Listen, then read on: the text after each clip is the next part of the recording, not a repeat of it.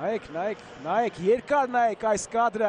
դուք այլևս նրան չեք տեսնելու աշխարհի առաջնություններում։ Ճանապարհը հեքիաթը մունդիալներում ավարտվեց։ Գուցե Էրնեստ սա նաև վերջին խաղն էր ազգային հավաքականում։ Միգուցե օրեր առաջ նրա խաղընկերը մեկ այլ լեգենդ Լուկա Մոդրիչը գնաց հեռացավ, այսօր հեռանում է Կրիշտիանո Ռոնալդոն, նա չի արտասվում, նա պահում է իր մեծությունը, նա գիտի ինչ ճանապարհ է անցել, նա գլուխը բարձր ինչպես խոստացավ հեռանում է։ Սա իհարկե կհամեմատեմ երեք Նեյմարի արդյունքների հետ, չես մեղադրի, բայց Կրիշտիանոն հիմա ցույց է տալիս իր մեծությունը։ Նա ընդունեց պարտությունը, նա չի սիրում պարտվել, բայց ընդունեց այդ պարտությունը, ինչ աներ Կրիշտիանո Ռոնալդոն։ Ու ինչպես ինքը ընդգծեց, հեռանալու եմ 1000%-ով խիղճս Բաքուր, այո, տվել է ամեն ինչ, նույնիսկ ավելին, քան սպասվում էր։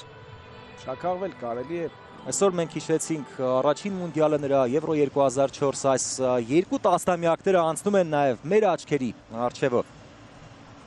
Եկավ օրհնությունը ստացավ Լամին Յամալը։ Երբեք ոչ Մեսի, ոչ Կրիշտիանոյի երկրպագու չեմ եղել, բայց չհարգել նրանց տաղանդը, նրանց աշխատանքը, նրանց թողած ժառանգությունը։ Ու նորից կասեմ նույն միտքը, նրանց հեռանալով ֆուտբոլը էլի կորփանա։